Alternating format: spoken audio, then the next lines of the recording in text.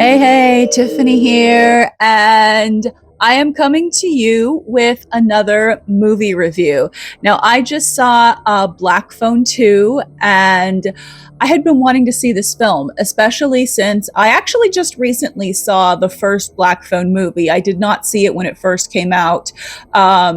The first movie came out like in the theaters and on the streaming service. I ended up actually streaming it not too long ago, and I'm going to just kind of tell you what I thought about the second Black Phone movie in comparison to the first one.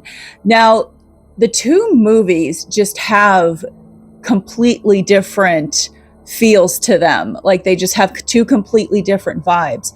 I would say the first one, it almost gives like the first Saw movie in a way. Like it's not like completely like it, but just the whole being just a tiny spoiler alert, being in like a room by yourself, and you kind of have to use your smarts, use your survival skills to escape the grabber's room, basically, because the grabber is the antagonist in the Black Phone movies, for those unfamiliar with it. But it's very while there are some supernatural elements to the first Black Phone movie, there aren't really a lot. It's still very grounded in reality, I guess you can say. And and the first Black Phone movie takes place in the year 1978, and the movie does really have that whole late 1970s that whole production quality to it, which I thought was really, really cool. I loved how they did that. And it kind of felt like you were watching a movie made in the 70s. And then Black Phone 2 takes place in, I think it's like 1982. And again, they have like a very early 80s vibe and production quality to the film. And I really liked how they did that. And so if you like that sort of thing, you might like these movies. But Black Phone, the first one, the grabber, he's creepy. He has a scare factor, and and definitely you're wanting Finn, or Finny, to who's the kid, the boy, and then he has a younger sister who has dreams and premonitions, and the younger sister's name is Gwen. You want Finn to escape the grabber, and and a lot of it, like I said, there are some supernatural elements to it. A lot of it has to do with the younger sister Gwen's premonitions and her dreams. But like I said, much of the first film is kind of based in reality, based in this kind of like this realm, this earthly realm. And but then in the second movie, they really take you into the supernatural aspects. And it's, I would say, I mean, and while I enjoyed the first Black Phone movie, I would say I enjoyed the second one even more, because there was so much more with just with all of the aspects of like basically the grabbers in hell. So and he's trying to come back and seek his revenge against Gwen and Finn. And I just thought like the grabber was even creepier in this one than he was in the first one. He was creepy in the first one, but definitely, but like there's more of like a spiritual and supernatural aspect to the grabber in Black Phone 2. And also the fact that a lot of the movie takes place out in the middle of nowhere, out at an old camp that was closed down for many years until it was reopened. And they do get into why the camp was closed down for many, many years. And there are just all kinds of just very fascinating twists in this movie.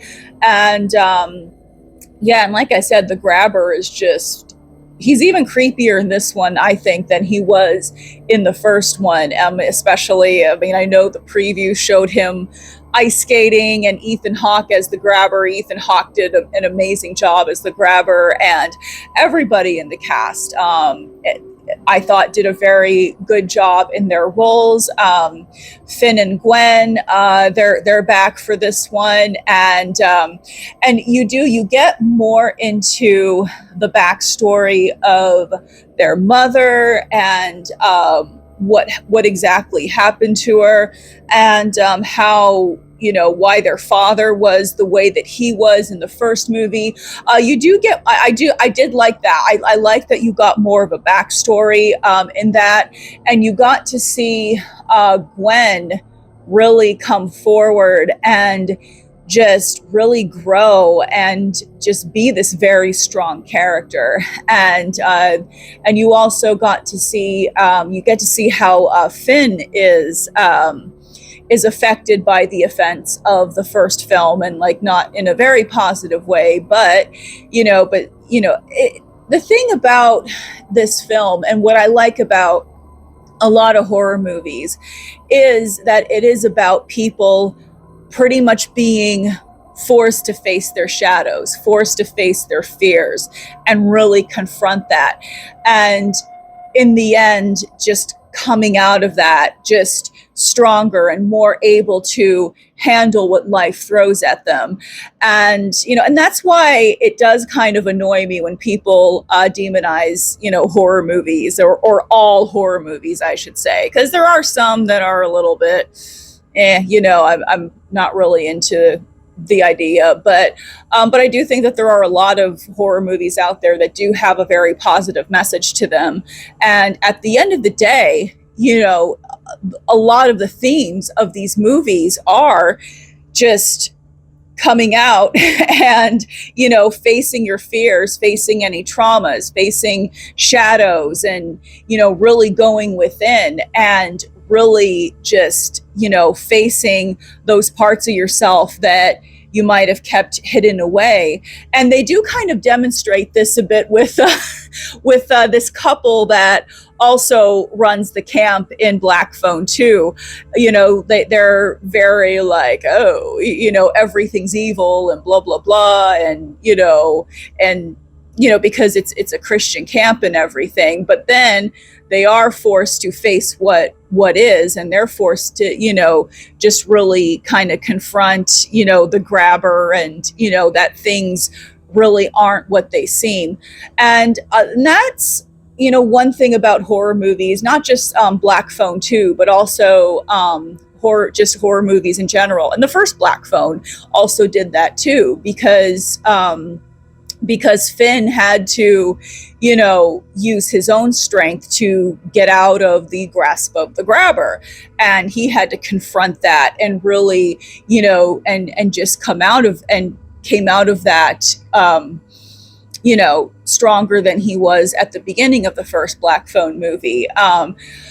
But and I am going to be doing an episode on the podcast, kind of delving a little bit deeper into this.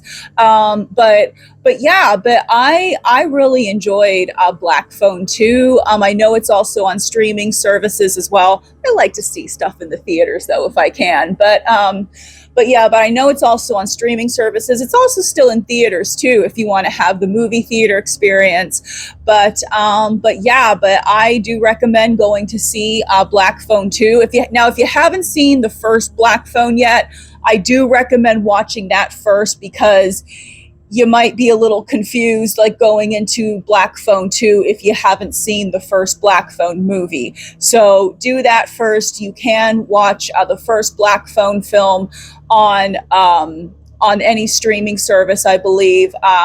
because I watched it on a streaming service, and then I saw Black Phone 2 in the theater. But yeah, definitely watch the first Black Phone first if you haven't yet, and then watch Black Phone 2. Because like I said, it might be a little confusing if you don't. But I do recommend seeing it. It's definitely on my my recommendation list. And yeah, and I'd love to know if you've seen the Black Phone movies. Like, what are your thoughts on it? What did you think? Did you like it, not like it? Yeah, I'd love to know. And also, I have a new video I upload on this channel every Monday and Thursday, and then I have a new podcast episode on Friday, which is also, I do post those on YouTube, and they're also on Spotify, Apple, and other podcast platforms as well. But yeah, that is those are my thoughts on the Black Phone movies, particularly Black Phone 2. And yes, thank you so much for watching, and there's more to come, and I will see you in the next video. All right, as always, stay safe and stay spooky.